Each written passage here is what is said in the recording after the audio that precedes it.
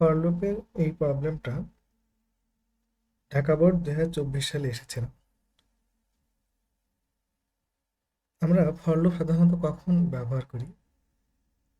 কোনো একটি প্রোগ্রামে যখন একটা নির্দিষ্ট কাজ বারবার এক্সিকিউট করা লাগে বা একটা নির্দিষ্ট স্টেটমেন্ট বারবার এক্সিকিউট করা লাগে।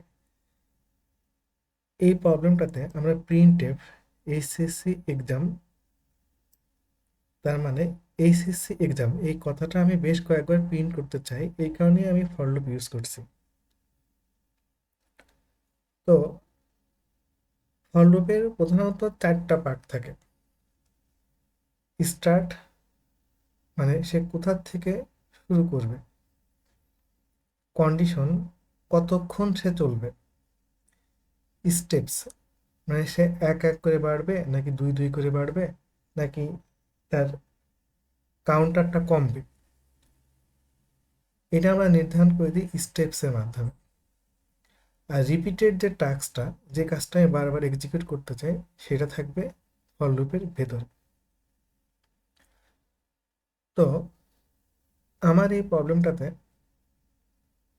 লুপটা শুরু হবে 1 থেকে, চলবে 6 পর্যন্ত, 6 সমান। এখানে আই লেস দেন ইকুয়াল দেওয়া আছে, তার মানে 6 পর্যন্ত চলবে। আই প্লাস প্লাস দেওয়া আছে, মানে আইটা আই এখানে কাউন্টারটা এক এক করে বাড়বে। তার মানে কি, আমার এই লাইন থেকে আমি বুঝতে পারছি লুপটা একবার চলবে, দুইবার চলবে, তিনবার চলবে, 4বার চলবে, 5বার চলবে, 6বার চলবে। কিন্তু লুপের মধ্যে যখন আমি কন্টিনিউ কথাটা ব্যবহার করি, এর মানে আমি একটা নির্দিষ্ট কন্ডিশনে, এই কন্ডিশনের পরের যে স্টেটমেন্টটা সেটা আমি এক্সিকিউট করতে চাই না। তার মানে আমি তাকে বলছি যে তুমি 1 থেকে 6 পর্যন্ত গোনো এবং প্রত্যেকবার এইচএসসি এক্সাম এই কথাটা প্রিন্ট করো। কিন্তু যখন তুমি 4 পাবা, শুধুমাত্র সেই স্টেপে প্রিন্টএফ এইচএসসি এক্সাম এই কথাটা তুমি প্রিন্ট করবে না। তার মানে কি, ফর লুপ একটা কাউন্টার, সে কাউন্ট করতেছে এবং সেই কাউন্টারের মধ্যে প্রত্যেকটা স্টেপে সে একবার করে একটা স্টেটমেন্ট এক্সিকিউট করছে। তো সে 1 নম্বর যখন স্টেপে থাকবে, সে প্রিন্টএফ এইচএসসি এক্সাম এটা প্রিন্ট করবে। তারপরে আই ইনক্রিজ করে 2 হবে, সে যখন 2 নম্বর স্টেপে থাকবে তখনও সে এইচএসসি এক্সাম প্রিন্ট করবে।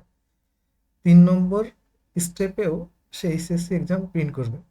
কিন্তু 4 নম্বর স্টেপে যখন তার এই কন্ডিশনটা মিলে যাবে, ইফ আই ইকুয়াল টু 4, মানে আই 4 সমান হবে, তখন কন্টিনিউ যখন সে পাবে, এর পরের অংশটুকু সে আর এক্সিকিউট করবে না, মানে 4 নম্বর স্টেপে সে স্কিপ করবে।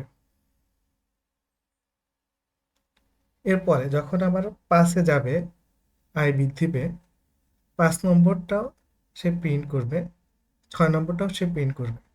তাহলে আমাদের এই এমসিকিউতে জানতে চেয়েছে এইচএসসি এক্সাম কতবার প্রদর্শিত হবে।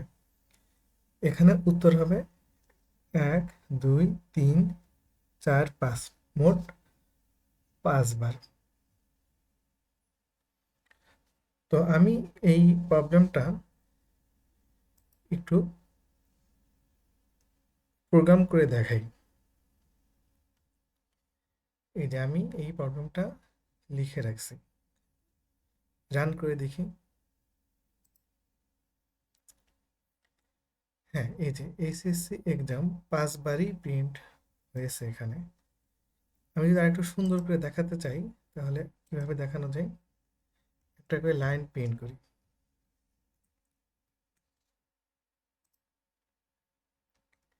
এই যে 1, 2, 3, 4, 5, আমি আরো সুন্দর করে দেখতে পারি যে কত নম্বর আয়ের সময় এইচএসসি এক্সামটা প্রিন্ট হয়নি সেটাও আমি দেখতে পারি কিভাবে। এখানে আমি আইটাও প্রিন্ট করি, সেটা নিয়ম কি?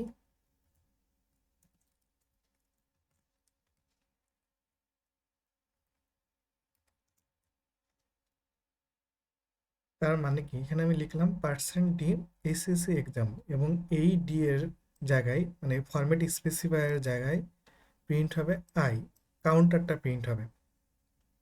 তার মানে কত নম্বর আয়ের সময় আমার এইচএসসি এক্সাম প্রিন্ট হয়নি সেটা আমি দেখতে পারবো। রান করে দেখি।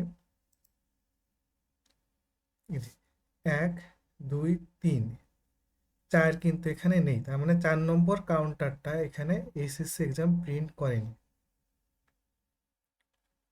তো এটাই গেল এই ফর লুপের প্রবলেমটা। তাহলে এটার অ্যান্সার কি হবে?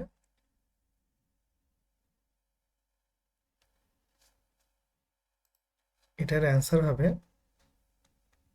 ৫।